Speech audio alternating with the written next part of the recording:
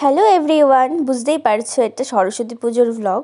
তো সরস্বতী পুজোর get ready with মিটা কিন্তু আমার ইউটিউব চ্যানেলে চলে এসেছে। যারা দেখোনি তারা গিয়ে এখনই চেক আউট করে নাও। সরস্বতী পুজোর দিনকে সারাটা দিন আমি বাড়িতেই ছিলাম। আমরা বেরিয়েছিলাম বিকেল 5টার সময়, যখন অলরেডি সবাই বাড়িতে আসছে। এবছর শরীরটা খুব একটা ভালো ছিল না, তাই দিনের বেলা আর বেরোতে সাহস পাচ্ছিলাম না। আর কিছু কাজের জন্য দিনের বেলা আর বেরোনো হয়নি, তাই বিকেলবেলা বেরিয়েছিলাম। বেরোনোর কথা ছিল 4টের সময়, কিন্তু বেরিয়েছি ওই 5টার দিকে। প্রথমেই চলে এসেছিলাম আমার স্কুলে। আমার স্কুলের সাথে কিন্তু আমার অনেক স্মৃতি জড়িয়ে আছে, কারণ আমি সেই ছোট্টবেলা থেকে এই স্কুলেই পড়েছি। ক্লাস 1 থেকে ক্লাস 12 পর্যন্ত আমি এই স্কুলেই পড়েছি। আর আমার কাছে স্কুল মানে এটাই। ছোটোবেলায় সেই ক্লাস 1-এ মায়ের সাথে প্রথমে এই স্কুলে এসেছিলাম সরস্বতী পুজোর দিন শাড়ি পরে। ঠিক সেই নিয়মটা প্রত্যেক বছর আমার চালু আছে এখনও পর্যন্ত। এখন স্কুলটার লুকটা কিন্তু অনেক চেঞ্জ হয়ে গেছে, কত সুন্দর সাজানো গোছানো অবস্থায় রয়েছে। কিন্তু আমাদের সময় কিন্তু সেটা ছিল না, কিন্তু আমরা কিন্তু সেই স্কুলটার সাথে নিজেদেরকে রিলেট করতে পারি। কি সুন্দর সাজিয়েছে দেখো, যারাই সাজিয়েছে খুব সুন্দর করে সাজিয়েছে। আর আলপনা দিয়েছে, দেখেছো কত সুন্দর করে।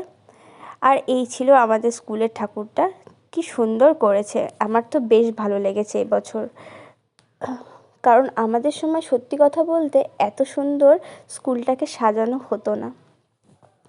তো আমার কিন্তু বেশ ভালো লেগেছে, তাই আমরা এখানেই কিছুক্ষণ থেকে ছবি তুললাম, কারণ এরপরেই সন্ধে হয়ে গেছে।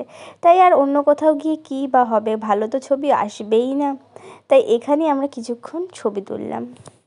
তবে আগের তুলনায় আমাদের স্কুলের অনেক কিছুই চেঞ্জ হয়ে গেছে। আগের থেকে ভিড়ও অনেক কমে গেছে, কারণ আগে সরস্বতী পুজোতে আমাদের স্কুলে খাওয়ানো হতো, তখন অনেক লোক আসতো, সবাই অনেক মজা করতাম আমরা।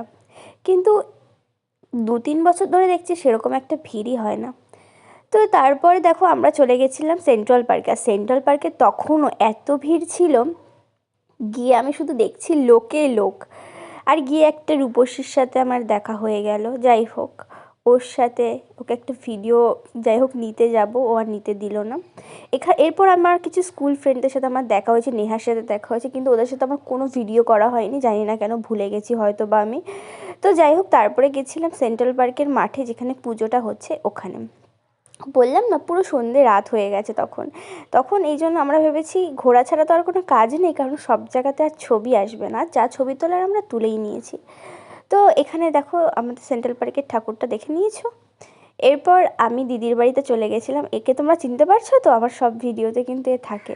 তো ওর সাথে দেখা করবো না তো হতে পারে। তো ওরও ঘোরাঘুরি কমপ্লিট হয়ে গেছে, দেন আমরা বাড়িতে চলে গেছিলাম। বাড়ি গিয়ে আমরা আবার এসেছি ডিনার করতে, যেহেতু লাঞ্চটা স্কিপ করে গেছিলাম আমরা, তাই একবারে ডিনার করতে চলে গেছিলাম ঢাকেশ্বরীতে। তো তারপর এখান থেকে আমরা ডিনার করলাম, ডিনার করে যাব বাড়িতে। তো এই ছিল আজকে আমার সরস্বতী পুজো ব্লগ। তোমরা জানিও তোমাদের কেমন লাগলো, আর তোমাদের সরস্বতী পুজোর দিনটা কীরকম কেটেছে সেটাও কিন্তু জানিও।